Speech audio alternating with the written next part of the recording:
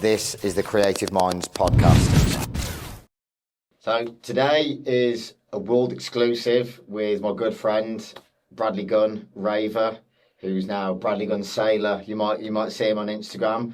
We met 10 years ago now, and I'm sure many of you who rave here, there and everywhere around the world remember Brad as an advocate of sober raving and someone who probably spent more time raving than I did in an office, to be honest. So yeah, absolute privilege to have him on the Creative Minds podcast today. Just before we start, any likes and subscribes to the likes of the YouTube channel or the short form content, always greatly appreciated. So yeah, Brad, it's good to see you, mate. It's been a while. It has been a long time. Yeah. I reckon it's been over 6 years now. Yeah. Yeah, really good to see you. Yeah, likewise, Happy mate. to be here. I think the last time we met, even though it was obviously virtual, was during COVID. Obviously, we did a podcast then, but I think that would have about a year after you decided to part ways. Yeah. with the raving lifestyle. About 2020, I think it was. Yeah. Yeah, I think there's been a bit of a loss of time since then, to be honest, trying to keep track of everything. So, how have you been since you parted ways from Bradley Gunn Raver to Bradley Gunn? Kind of no longer Sailor either, but the Instagram name must remain. Yeah, it's been an interesting journey since it all stopped. I think lockdown was a bit of a blur. Of course, when I stopped it, I was going through a bit of a mental health sort of journey in that respect. I think I'm in a good place now. That's good. Bit of Do you change. think a lot of that came from lockdown? Well, lockdown Isolation. probably certainly didn't aid it. Yeah. Quite interesting enough, I remember when I stopped it in 2019 and then lockdown got announced, I was like, oh, Yeah. maybe I wish I didn't stop that now. But it's all stopped and you can't do it anyway, so... Yeah. No, Yeah. I get you. So what have you been up to since then? Different lifestyle, probably polar opposite ends. Yeah, so obviously I changed my username to Bradley Gunn Sailor when it all stopped, and well, I had been doing sailing as a child, so I just got back into that. Yeah. But that didn't actually last that long, due to I just didn't have time to go and do it. So then, of course, I got into the swing of changing my username around things, but at that point, because at the time, the only reason I was able to change my username was because you have a blue badge and you have to request it. Yeah. That's all been taken away now. Oh, So I don't have the rights to contact them anymore. So just left it as that. And then I mainly just concentrated on building human connection with people, because when I was raving, I had a lot of people I knew, but no real meaningful relationships, and that's what I felt was really missing. Yeah. So over the last 6 years, I've really focused on building those relationships. No, I rate that and I respect that highly, and it's definitely something that I've noticed when I've been doing various bits of music now for 10 years, and you do realise, you know a lot of people, but in terms of actual, I mean, obviously I'd like to think we had a good connection as friends. It wasn't just a transactional business relationship, there was an actual friendship away from music. But I think that's something that the music industry is kind of guilty of, is there's a lot of transactional relationships rather than meaningful and you get friendships. into the rehearsal of everything being transactional. Yeah. So it's just automatic. It's not healthy, is it, for the mind, regardless of the followers, the privileges that come with, being able to travel the world, raving, obviously in your instance. But then when you take a step back, you're like, is this actually really healthy for me? Like, regardless of whether you're sober or not, it's like... Well, I was fully addicted to the social media stuff. I was fully in that game. Yeah. How was that? Taxing mentally. Well, it was, because you don't look at the social media and your brain's desperate to check it, and you're so used to posting everything you do. Sort of like you're living a mirror image life. If you're not posting, you're not living. It's definitely a double-edged sword, for sure. So what was the moment, obviously, before we go right back, in terms of like your childhood and then what got you into raving and etc., what was the kind of moment where the penny dropped, where you were like, I'm done with this, I want to take a step back and just, I don't want to be a part of it anymore? So it was a very specific event. Was it a specific event? It was a very specific event in Rotterdam. Okay. I remember I flew over, And I went over, and I don't know, I was in a bit of a weird mindset that evening, and I went, do you know what? I don't want to go through the artist entrance. I just want to go through the main entrance and just feel normal. Yeah. So I started queuing up at the main entrance, and then someone runs out. Yeah, someone who obviously works there, radio's on and everything. Buddy, what are you doing? Why are you queuing up at this entrance? Come through the artist entrance. And then I was like, oh, okay. And then they were like, by the way, we've got camera people on site, so as soon as you're ready, we can get some content. Yeah. And I went, oh, well, now you've just stressed me out. Yeah, Because now all I'm thinking of is, when am I going to get this 1 minute video? Yeah. And I was thinking, right. And then I was going in, and you know when you're in the mind of I need to get some content, and then you're assessing it, like, is the lighting right? Is the sound right? Is the vibe right? All of that. And that was all that was going through my head for about an hour. I was going, I'm not actually enjoying this event. All I'm focusing on is getting that content. When all you wanted to go there for was to enjoy the event, hence why you didn't want to go through the artist entrance. You wanted that feeling of normality again. And yeah, I know what you mean. And I think, sadly, it's a tough one because I suppose it is part of their job, but they probably see it as Brad's here. We know how big his presence is. What can we get out of Brad, basically, that's going to look good for our social media? Yeah. But then they don't. It's probably not intentional. They don't realise the knock-on effect it has on you, because you're like, I want to actually enjoy the event, not be over-analysing every aspect of what I need to do in exchange for it. So, yeah, was it just like throughout the night you were just like, this is just too much now? No, it wasn't throughout the whole night. I got the content. Yeah. And I posted it with the caption of, loving this is a great event. And I thought, well, I'm not being very honest here. Yeah. Because I've just said that I love this event and it's brilliant. But actually, internally, my feelings are quite the opposite. Yeah. And then I thought, why do people actually follow my page? Because they actually like the authenticity they like. And they're not just watching a guy because he dances at festivals. There's actually a lot more than that. Yeah. And I felt I was actually taking away the actual authenticity out of it. Yeah. No, I respect that a lot, mate, because I think a lot of people, especially now with how much social media dictates the music industry, probably over the artistry in terms of whether you're a DJ, whether you're a producer, is that a lot of people, because they're chasing that virality and more followers, more likes, the dopamine hits, it's like, how authentic actually are you being? And it's like, that's the thing, it's like, unless you take a step back and you look in the mirror, as cliche as that sounds, and you think, well, if I'm not being authentic, am I really happy with how I'm acting, what I'm putting out? So, yeah, I respect that, mate, a lot.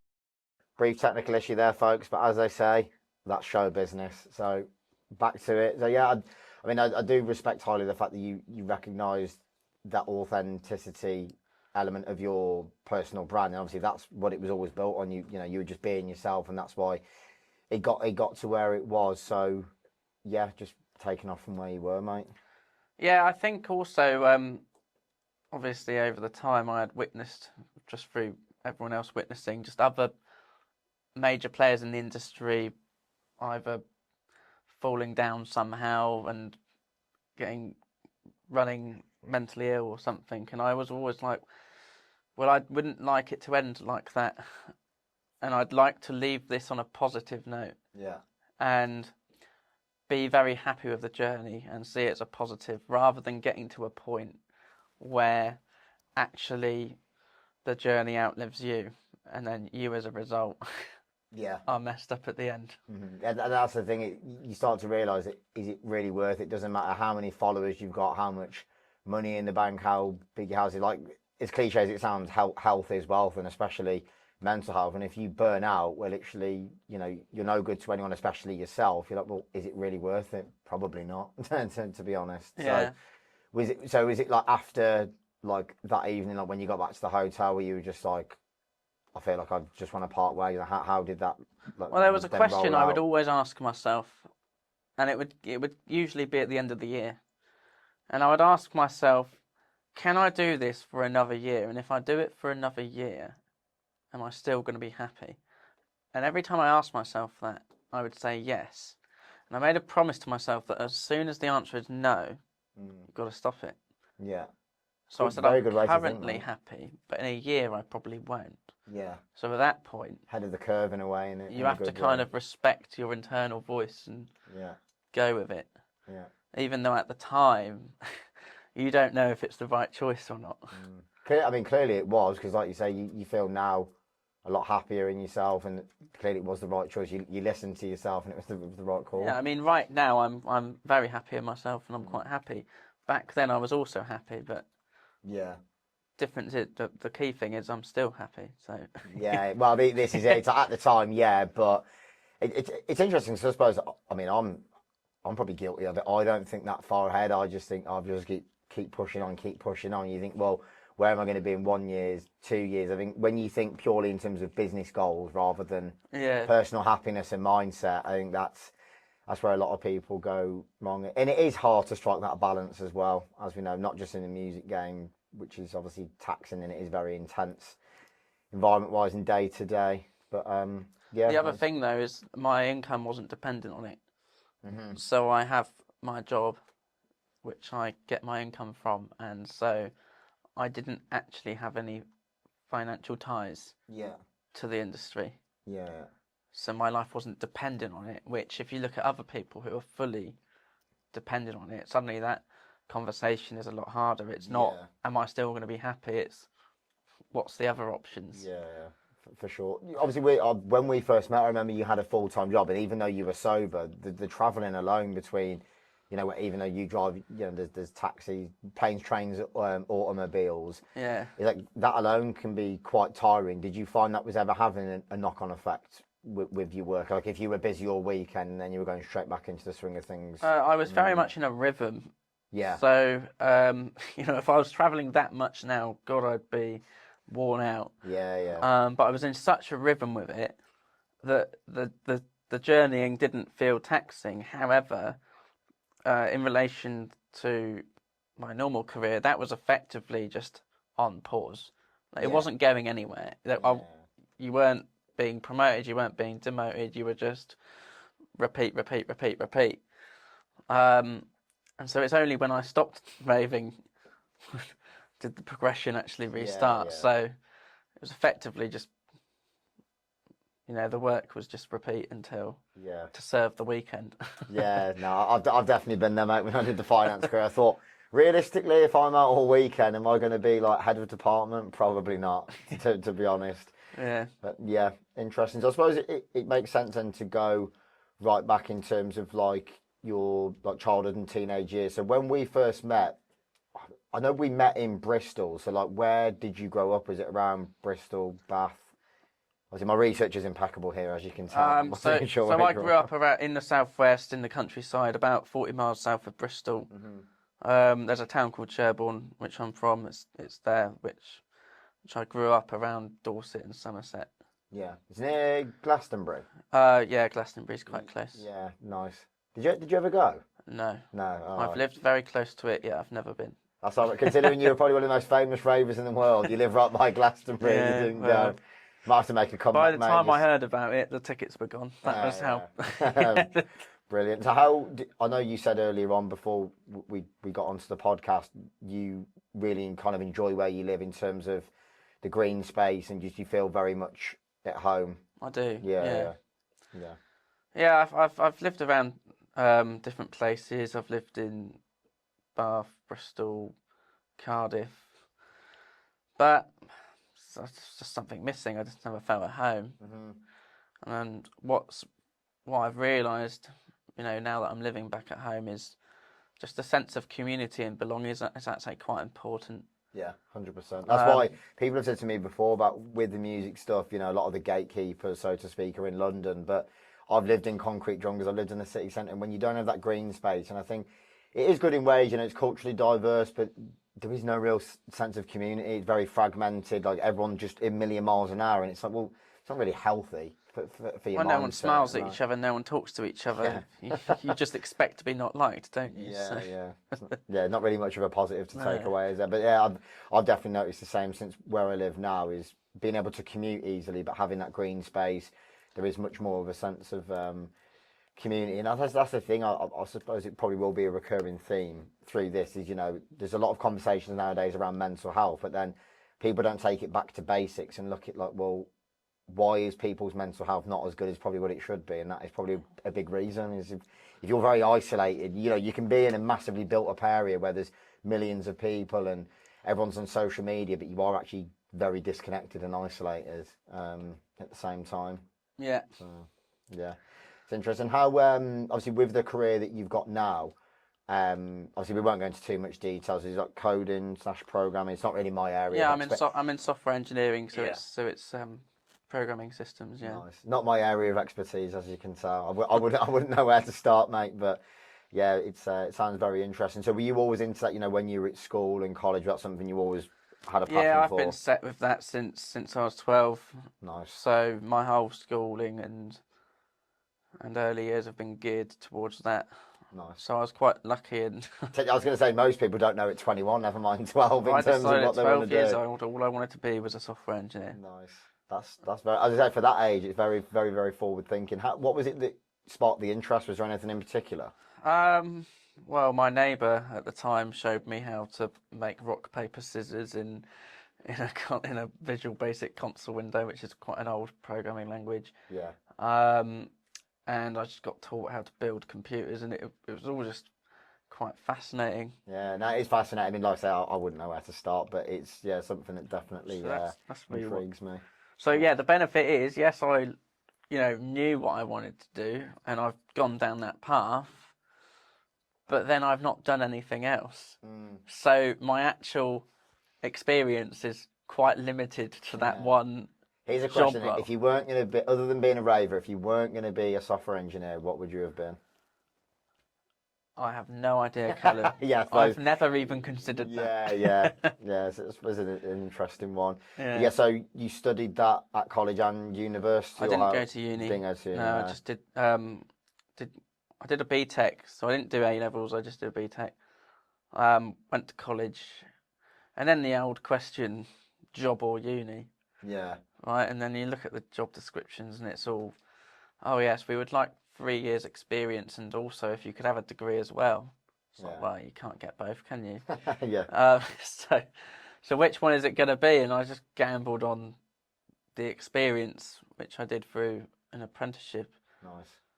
For me, that's been the right choice. Yeah. I definitely, I've got no regrets not going to uni. I was on a gap year, managed to get good grades, got into better unis than I originally applied to, but I weighed it up. I was like, do I really need a degree? Do I really need to go to university based on what I wanted to do? And then I was like, it definitely was the right choice. I don't think financially I would have been able to survive off pot noodles for about 4 or 5 years by the time you do the 3 years and then the masters as well. So yeah, thankfully I'm glad I listened to myself in that respect. So I mean, how did you find, like, did you enjoy like school and college and stuff, or were you very much like just wanted to go straight into work? How was that experience? Because I mean, mine was a bit up and down.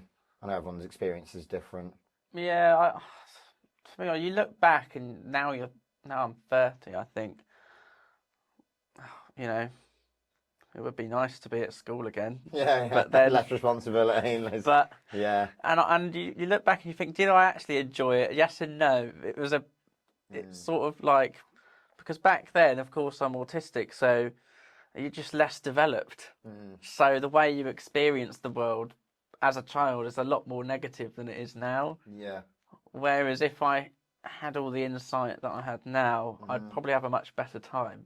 Yeah, I know what you mean. But I mean, fair play. Obviously, we won't go into detail, but I appreciate you opening up about it in terms of the autism. I'd say in a good way. It's almost like your superpower. Like, the fact that you're as good as you are with your work. I've turned it into that. Yeah, that's been a journey in itself, which the raving journey itself has been a huge part of. In terms of coming out your shell more. Out of personal development. Yeah. All the raving has probably been more significant than anything else. That's amazing. I mean, to be honest, I've always been fairly confident, but I think when you're in that environment, obviously there is a lot going on between the production, the music, the size of the crowds, the people you're interacting with. So yeah, it's definitely one of those exercises that'll. It's just a constant social exercise, isn't it? Yeah. If it's not content, it's someone asking for a photo and being the odd one out and dancing when no one else is. Yeah. So, in terms of electronic music, were you always into it from a child? In terms of like your mum and dad, or not really? Was there what kind of sparked that interest? Well, as a child, I didn't actually discover it till quite late. I accidentally kind of stumbled across it. I heard other people playing it like in the park, and I was like, "What's that music? It sounds interesting," but I just didn't know what it was called, so it just went ignored. And it was only when I was out in Bristol one night and I just stumbled across this nightclub and I went into it. It was one of those the classic small ones in a bunker sort of thing. And then suddenly you discover this music. You still don't know what it's called, but you just like, I know where to go now. And then what was the genre? What was the artist? Can you oh, remember it would have what been. was? It would have. I don't think it was a night with a headliner artist at all. It was just one of those. One of those. Was it drum and bass or techno or house? Yeah, one of those like resident nights, and it was mainly just house. Yeah. But like the more techie house. Yeah. Like the 3 a.m. stuff that keeps people just going. yeah. No, that's great. Yeah. That's wicked. So from there, then, did you just delve deeper and deeper in terms of your passion for electronic music, and then what was your first rave experience as well? Off Well, the back of it was that it one. was that, yeah. Yeah, it was that one. And I was really nervous because I didn't know who any of these people were. I've never been before. It's a totally new environment. I was actually on a night out with other people, and I thought, this is boring. I'm just going to leave you guys here. It was the classic mainstream, like real mainstream club with non-player characters everywhere. Oh, it was just no point even being there. So I left and then just found this like more underground club. And I remember not dancing at all. I was just stood there like a stick at the back. In my head, I was having a great time. Yeah. What was the club? Can you remember the club? It was closed now. It's closed now. It wasn't. Oh, it was Timbuktu. Okay, in Bristol. Yeah, that's closed. Yeah, but it was that one. Nice. I was in terms of entry to the rave scene, it probably doesn't get much better than Bristol, does it? At the time, I mean, between Lakota motion, like there's so much going on. But I think Bristol and Birmingham, they were both sort of going off at the same time, weren't they? Yeah. So what would that have been about 2015, 2016? It was. It was 20. It was probably the back end of 2014. Yeah. Or the start of it. Good era, to be fair. Yeah. Decent. And then I went home and I called my best mate and I said, "You've got to come to Bristol with me. Can we go to Bristol?" And I went up straight away. Let's just go to Motion. And then I actually went to a different night. It was a Run versus Ram drum and bass night at Motion, with Friction and all of that lot. Andy C and I don't know if Andy C was playing that night, but I know Friction was, but he probably was. But yeah, again, like I wasn't stood like a stick that night. I was having a great time, but these were the small events that got it really going. Yeah. And I wasn't even sober at that point. The whole sober thing hadn't started. Because I remember I made this friend on a night out, and we would go out and we would just drink beers but then we realised, we came to the conclusion together that these beers were slowing us down. Yeah. We were like, we just can't last till 6 a.m. And it's just becoming annoying. Yeah. So we were like, shall we just have water instead so that we just keep going? Oh yeah, all right. Yeah. So it was both of us together. We would just go and drink water all night. Should have got sponsored by Evian, mate, whilst you were doing sober raving. And it was really me and this guy at the time in 2014. And then I think it just had other things going on, and then I was getting a lot more serious with it. I was like, right, I'm off to London, I'm doing this, I'm going to London. So I would just get on buses to London, and I just got really obsessed with it. And when I get really obsessed with things, I end up doing it on my own because I can't rely on other people. So then, and then that's where it all started. And then I hadn't even got the uniform yet. That all got bolted on because I was looking at ways to make it more efficient and optimized and all this stuff, because that's what my brain does. I look at things and I go, right, let's make this efficient and optimized. Brilliant.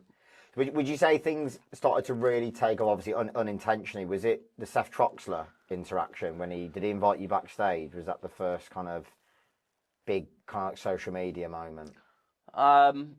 There was actually a bit in 2015 that was before that. Okay. I mean, Seth Troxler invited me back, which was at Youssef's night in Liverpool. Circus. Yeah, it was at Circus. I think I can't remember what year that was, but that was a little bit later. Because you got to remember, for Seth Troxler to invite you back, you've kind of already got to be. So you can't just be. Yeah, that's me bragging there. But so what was it? Oh, it was in 2015. This guy came up to me. I was in Bristol at Motion, and he goes, "Oh, you've been dancing here for 10 hours. Can I do a documentary on you?" It was just this guy. He had nothing to do with the music industry at all. Yeah. This guy does mountain biking and effectively all the sports that Red Bull do. And he goes around and does that, right? And this guy just goes, "I feel like doing something else.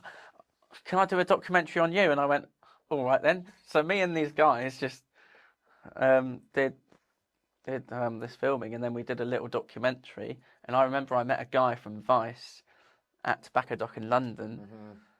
And I went, right, when the time's right, I'll email the guy from Vice. And they put this documentary together, and it was like, right, what's the strategy of getting this out then? And I went, I know a guy from Vice. So I emailed him, sent the clip over, and he went, "Yeah, we'll run that." And then but I mean, Vice is massive even now, isn't it? Huge platform. So Vice really was the first kick. Yeah.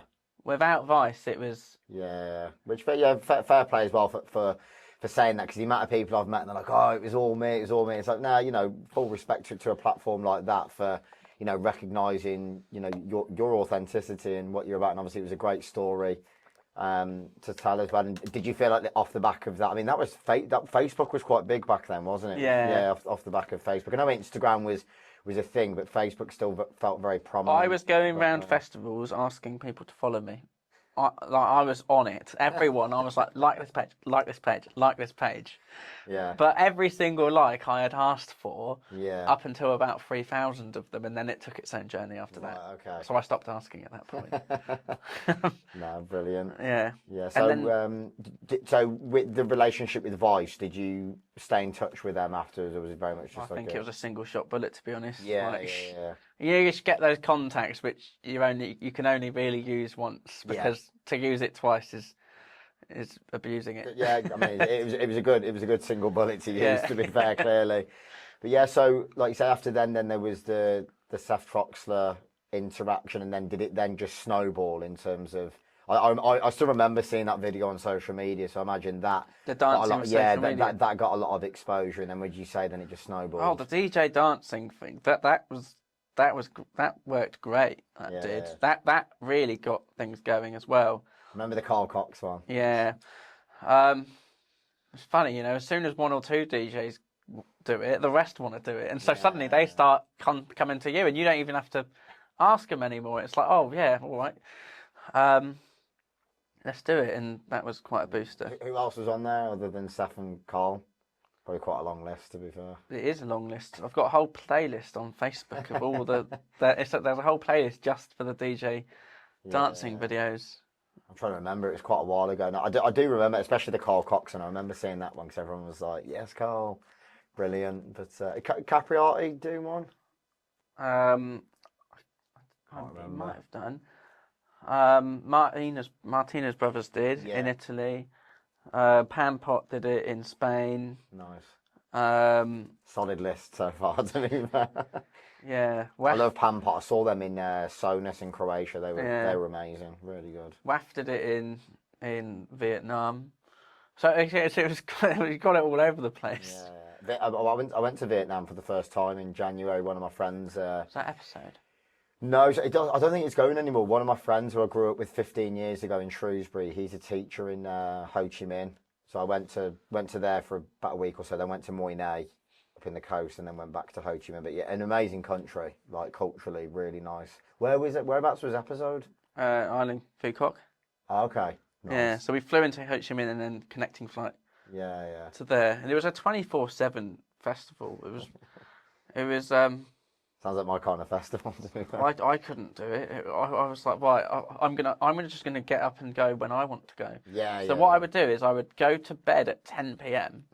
Right, when all of you guys are used to going out, I would go to bed at 10, wake up at 5, go to the festival. Yeah. So I was at 5 a.m. go. Yeah. And I'd get the morning. Didn't you go for food in some like random market with Seth? Yeah, I did. And they all got food poisoning, but I didn't.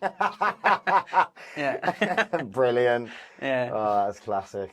Brilliant. So yeah, I mean, so going back then, I mean, we first met at Portal at Rainbow in 2016. It was in the Black Box. That would have been like early 2016. Yeah. And I remember Digbeth was great then. Yeah. And then we did Chapter Festival together, and obviously that's when as well you introduced me to Simeon at Printworks for Circa Loco. You invited me there on a Sunday. That was quite a fun period. Well, fun and not fun, because it was a constant challenge to see how I could stretch my money as far as possible. So I was constantly trying to hustle, and I was like, full thanks to you for offering to take me down, because otherwise it's like that's the hardest part, is getting your foot in the door and networking with the right people. And I thought, well, I had about 35 quid in my current account. I didn't get paid for a few days. I was like, the opportunity to go to Circa Loco at Printworks and network, it's like not going to come around very often.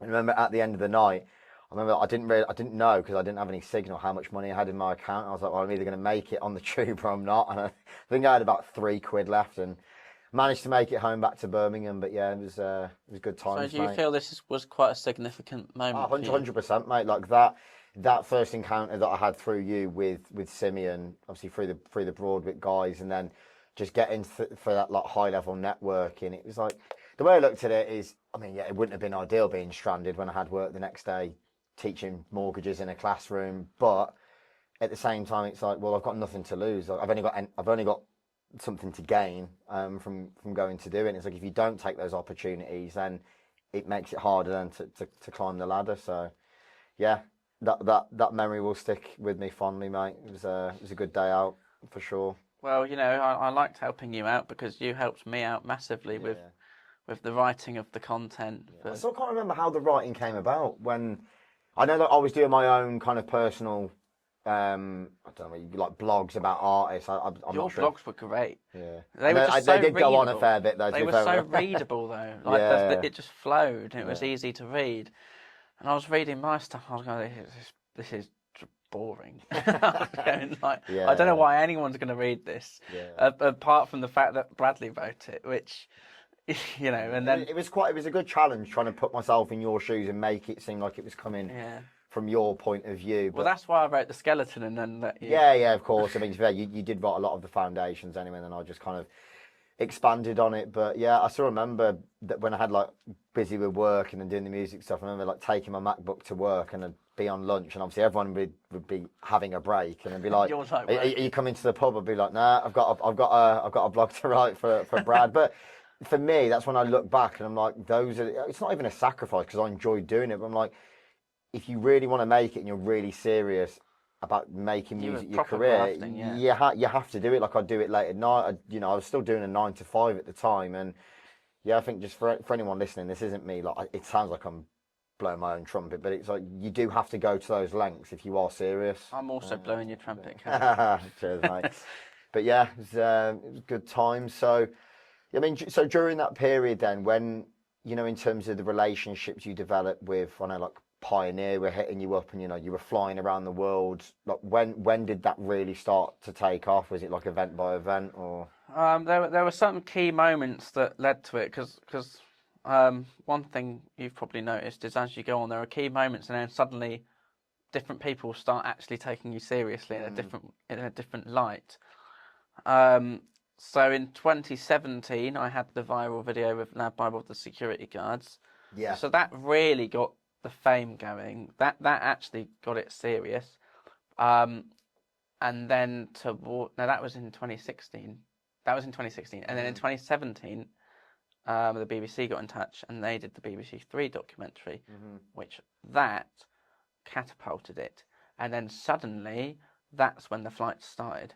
The following year, at the end of 2017, into 2018, can remember New Year's 2017. I was in 4 countries in 4 days. Was that when you went to Berlin? I was in Berlin. I remember I was backstage with Adam Bayer, and I said, "I'll see you tomorrow." In this other country. Like, where did you go after that then? I can't remember. I just remember being height in. Oh, that was it. I was at Awakenings in Amsterdam on the 30th. Gashauder? At Gashauder, yeah. And I said to Adam, I'll see you tomorrow at height in Germany. Brilliant. So, we both go our separate ways because he's obviously going to have more luxurious travel than me. Should have taken you on his private jet. I never got the invite. Adam, if you're listening, which you might be, should have taken Brad on your private jet, mate. I actually met the guy in Amsterdam who actually manages all the private jets. And I was asking him all about it. It's a fascinating story. Yeah. The logistics behind that is really interesting. There's a guy who used to work for NGE, so they're like Jamie Jones, Patrick Topping. Obviously, in terms of the logistics, how intense their touring is, and you're trying to do the private jets and then the commercial flights. It is very interesting what goes on behind the scenes. To be fair, I remember when I was backstage. When's this DJ coming? They were like, look, their plane's arriving right now, and I went, all right. Brilliant. Yeah, it was great. Yeah, classic. So yeah, you did Gashauder, Height. And then can you remember the others or? Then I was, Gashauder on the 30th, Germany on the 31st, and then I was back in London on the 1st for New Year's Day, Tobacco Docks. I always did that. Yeah. And that was an amazing venue, wasn't it, Tobacco Docks? Oh yeah, there was something else, but I just can't remember what it was. Yeah. I think you took me to Tobacco Docks when it was Junction 2 launch. Oh yeah. Yeah, I think that was good. Yeah, I really enjoyed Tobacco Docks. I love Junction 2 under the motorway. Yeah, I never went under the motorway, but that Tobacco Docks experience, I'd love for that venue to come back. But I think it's gone now, isn't it? Sadly. Yeah, its purpose has been fulfilled. Yeah, yeah, for sure.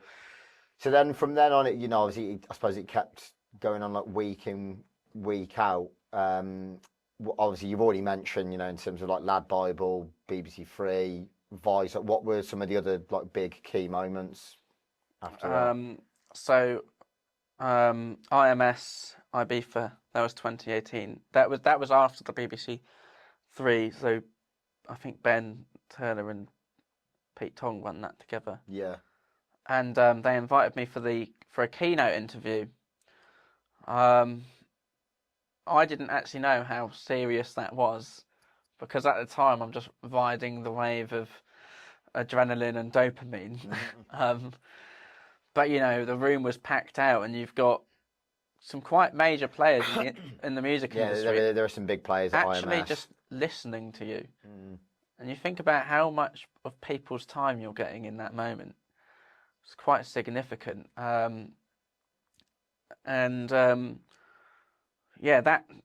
I didn't think how much I was networking at the time, and probably a good way to think, though, mate. Rather than I suppose I'm looking at it from a different lens. Like, I'm going in purposely to build relationships. And yours, like, well, I've been invited, I've done an interview, and then you're like, oh, actually, I'm speaking to this person and that person without intentionally going out of your way to speak to them. So yeah, and then you just build these relationships, and then more opportunities come your way. Suddenly, you get invited to Vietnam, and you get flown over there. And it was brilliant. 2018 was the year when it was fully like pumping. You were on flights every month. I was still coming to Digbeth, going to London, going to Bristol in between. But that was the year that you felt like you were a jet-setting celebrity raver. And then in 2019 was the finale. That was when it was all coming downhill, and it wasn't just the final event. There was other things like I did a TV advert once, and I just remember being told how to dance on set, and it was all a bit like, it's like it's the authenticity thing again. I was like, the big corps have got involved. It does take the soul out of it 100%. It's like when you're being instructed and basically like orchestrated what to do. It's like it's not. Really I said, hold on. You wanted me here, so surely you should let me dance how I want. So I'm like, oh yeah. I was like, well, there you go then. Yeah, true. No, it's very true. See, I mean, I remember when we went to Cocoon in the park, and it was mad. I mean, obviously, I'd seen Sven Vath in Rainbow, obviously, the godfather, well, one of the godfathers of techno, an absolute legend. And then you just like, yeah, this is Sven. I was like, oh my god, it's nice to meet you, Sven. And that was 2018 or 2017. I can't really remember. It's a bit of a blur, but yeah, that was a good day. And I do recall, obviously, we spent some time together, and it was like, even when you were going, from backstage into the rave, and it was like, can I have a photo? Can I have a photo? Can I have a photo? And, it is a double-edged sword, isn't it? Where, you want to be there to enjoy the music, but because you became so famous, it's like you just had so much attention all of the time. Yeah. And it probably does get quite a lot. I think there's two things with that, though, because with the attention, we got to remember, every time someone's asking you for a photo, it's probably their first time they're getting it. And when people are talking to you, it's probably the first conversation they've had with you. It might be your 500th conversation, but it's going to go the same way because you knew exactly what they were going to say and you knew exactly how the conversation was going to go, but it's the first time they're having it. Yeah. So if you come across annoyed, if you come across like that, what does that say? And it does have backlashes. Yeah, and I did have some feedback along the way, like, oh, Brad was a bit annoyed. And I went, oh, that's a really bad experience for their first time. They're probably never going to want to have a photo ever again. Yeah. And you sort of have to take that into consideration as well. It's a tough one, because obviously it is nice people recognising you, but I also think, and I know I've probably been guilty of it as well, I'm not going to take the moral high ground, is you have a photo of someone, because especially in the era of social media, they can then post it on their social media and be like, oh, I met Bradley Gunn Raver. It's like on their part, how authentic is it? Yeah, well, I was fully aware that, the only reason they were doing it was because my fame was high at the time. Yeah. Which I suppose it's a good mindset to have, because you recognise it for what it is, rather than being like, oh, they're bowing down to me. It's like, no, it is effectively transactional. Yeah. In terms of why they want the photo, and probably is the best way of looking at it, to be honest. Well, one thing I think I've mentioned all these key moments, but actually Mixmag were very involved quite a lot with me. Same with Ministry of Sound, because we did the reviews, but Mixmag were actually, I was quite close with them. They flew me to New York. I think we've done like 2 or 3 5-minute videos together. And they really helped with the networking. Yeah. And I felt they were like really part of the journey. They were quite invested in it. So I think, Mixmag and Ministry of Sound, they have quite a lot to thank. Yeah. Seeming, they are effectively the media of the music industry. They're really in control of how people perceive you. Yeah. And that's something I was always massively grateful for, because obviously when we were doing the monthly rave reviews together, initially it was on your own like landing page / website, and then when it came to that they wanted to publish the rave reviews, I mean, for me, I grew up on Ministry of Sound CDs. Like, that was my entry into electronic dance music for especially my mum. And then you go from living in a council house in Shrewsbury listening to CDs on a broken old CD player, and then all of a sudden, fast forward, I don't know, about 15 years, stuff that you're writing is being published in Ministry of Sound. I was like, yeah, it kind of did. It took me back a bit, because I was just like, quite overwhelmed, and very grateful for that. But I think it just goes to show as well, you do things organically and for the right reasons, and you never know what doors. Your work was definitely recognised, Kellen, because I think Ministry of Sound were very happy that you were involved, because my content was terrible. Yeah, it's weird, because obviously they've done that amazing restructure now, haven't they, with the new production layout in there, like the production they've got in there now. I haven't been in there. Yeah, I suppose I haven't been, but James, who I work with, he's playing there with Sam Devine in May, and they've got this new production installation, and to be fair, it looks incredible, which, as we know, with London, there's so much competition. I think they probably thought, how can we cut through the noise here? All these memories coming flooding back. When you mention these names, when you just said Sam Devine, now I'm thinking about all the work we did with EE Festival, and we did all the content there. Yeah. It's crazy, because it means, like you were saying before, you've spent more time effectively retired from being Bradley Gunn Raver than you did the whole Bradley Gunn Raver experience. It's been longer since it's ended, since the whole duration of the whole thing. Yeah. How many years was it in total? Well, Gunn Raver started in 2015. About 4 years. It ended in 2019. Yeah. I technically was raving about a year before that. Yeah. But even with that, that's a total of 5. Yeah. I mean, to be fair, mate, you got some interesting stories to tell the grandkids. Like, Yeah, technically we're coming up to 7 years. Yeah. Mad. Yeah, time does fly, mate. Yeah. For sure. It really does. So obviously you mentioned some of the key moments. What were some of your like personal favourites in terms of, like some of the relationships that you built and things that I suppose things that you look back on fondly, even though you have parted ways? I think my relationship with Seth Troxter was quite special. Because with the relationships you build, a lot of them felt very businessy. It was we're going to be friends because we're both famous, and and we're not really going to talk to each other outside of this, and that's what it felt like. But actually, Seth actually reached out to me a number of times. I remember when I broke my collarbone, he'd message, "Oh, how's your arm?" Oh, that's nice. It's that personal message. It's something that you kind of realise in music. If you're having a hard time, you realise who your actual friends are. When people reach out, when it's not, "Oh, do you mind coming to this event? Because I can probably get a piece of content with you." And I felt that was quite a special relationship. There were also other special relationships which weren't so famous, which were really supportive. There's this guy called Terry who lives south of Bristol, and he was very supportive in setting events up for me. Like, I remember if I did Monday evening rave sessions, which was the live stream on Mondays, he helped orchestrate some of that, and he took a lot of time out to organise that. I had good friends in Bristol who helped me out a lot. We did a 24-hour charity event together. Of course, yeah. Yeah, they were coming flooding back for me, mate, as well. There was a lot of people who, when you think about how much time people put into things, and they didn't have to do any of that. Yeah.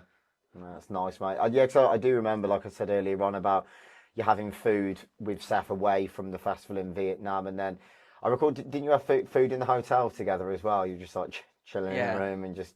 Yeah, it's nice. And my best friend out of all of it at the time was Zoe, who worked for LWE. Yeah, Zoe, she's lovely. I remember first meeting her through when you took me to Printworks, and like we were saying earlier on, it's great to see her still doing well now with her marketing bits. Very, very clever lady.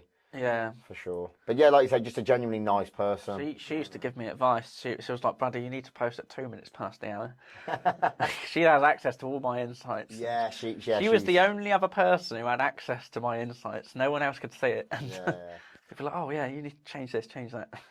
I mean, it's definitely the right person to have access.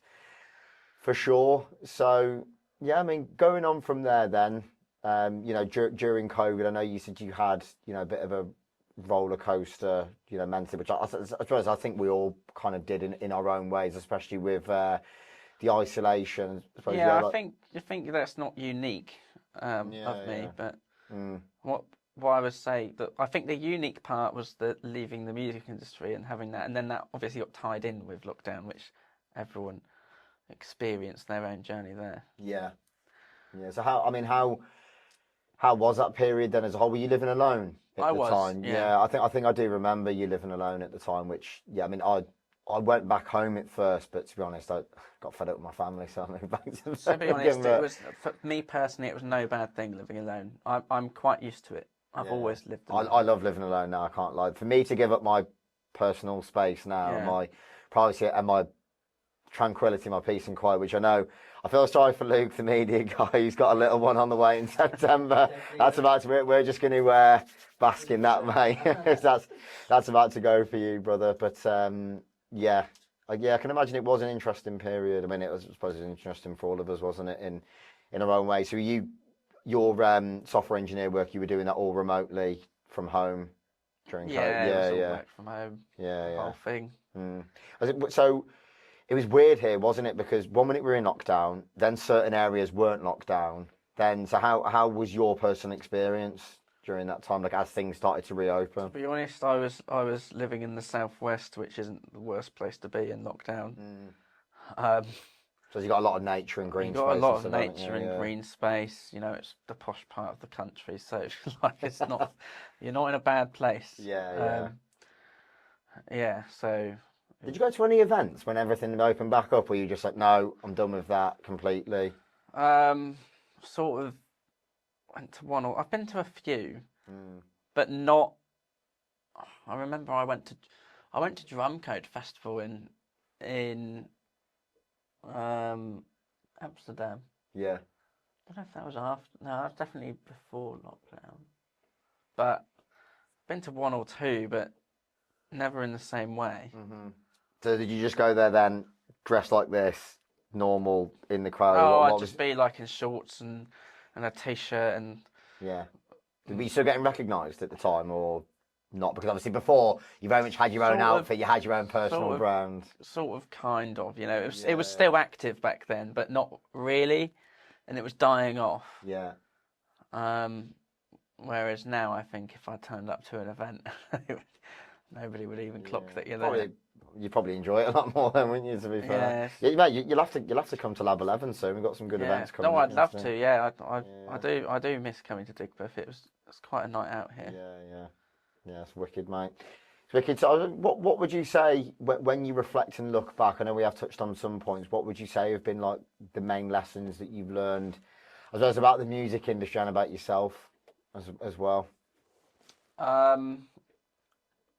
So it's the social media side was the biggest one. So I'm a lot less active on social media now. I mean, I have a private Instagram. I've got the close friends on that, which I post to quite a bit on my stories, but no way near that level, because I think that I just lacked so much meaningful human connection at the time. And it was only through lockdown you actually realised what was missing. So, yeah, the lesson was, really maintaining and building those relationships. That was the main one. I suppose lockdown made us all slow down and actually realise you're living life at 1,000,000 miles an hour between your work and then travelling. Like you were effectively, even though it wasn't a career, you were living basically two lives within the career. Yeah, it was very fast paced. Yeah, and like you said, when you're stuck in that echo chamber and you just like got your blinkers on, you're not looking left, you're not looking right. It's only then when you're forced to slow down, you think, Christ, that was pretty intense to say the least. But because I was always travelling, I wasn't ever I couldn't sit still. I couldn't be at home and sit still. It actually took quite a long time to get there. I bet you must have had a six-pack at the time, the amount of calories you must have been burning. It's not a six-pack. I didn't do gym or anything. I just looked like a prawn, I think. Brilliant. Yeah. Classic. But yeah, no, some interesting points there. And then, like you say, in terms of the social media side and the human connections, would you say that is the main point? Would you say there's anything else you kind of look back on and think? The other thing, I do genuinely miss it. Like, I used to spend 8 hours a night dancing to music, which I don't really do now. Yeah. How do you spend your spare time now? Obviously, I know you're doing really well with work, and you said you're not doing the sailing as much. Do you tend, like you say, in terms of those meaningful relationships? A lot of it is socialising. Yeah. At the local pub and just chatting to people. Nice. There's a lot of chatting. Yeah. What's your local? It's called the Digby Tap in Sherborne. Nice. Yes. Is it very much a community pub? Everyone knows each other. Oh yeah. Yeah. You go. Everyone knows you. They're the best pubs though, aren't they? To be fair, you've got that familiarity. Yeah. Yeah, it's nice. That when we were talking about Carl Cox earlier on and the motorsport team that he's got and being in the Isle of Man, when I go to see family, it's one of those. It's a bit like a Mighty Boosh episode because it's on an island and you go in the pub. And like the bell rings and everyone like the clock stops, the music stops, and it's like, who's this guy from the mainland coming in? Yeah, it's quite funny at times when you go to pubs where you're not from the area and then you walk in. It's and then just getting involved in activities that other people do and just enjoying their company. Yeah. It's a lot more fulfilling, I can imagine. I know you miss certain aspects of music, but yeah, like the way you live in your life now, like you say, you're happy. That's the most important thing. But the whole the whole rave journey itself has led up to this. Mm-hmm. I think without that. Yeah, well, yeah, to be honest, what you were saying earlier on, that is the great point to take away, is those social interactions you had from the music have probably positively made you who you are today and grown your confidence. And also a lot of the feedback I get from people is you just seem older mentally. Yeah. Like you seem a lot more put together. And they're like, how are you so mentally stable? I was like, well, because I just went through those years of, going through the music industry.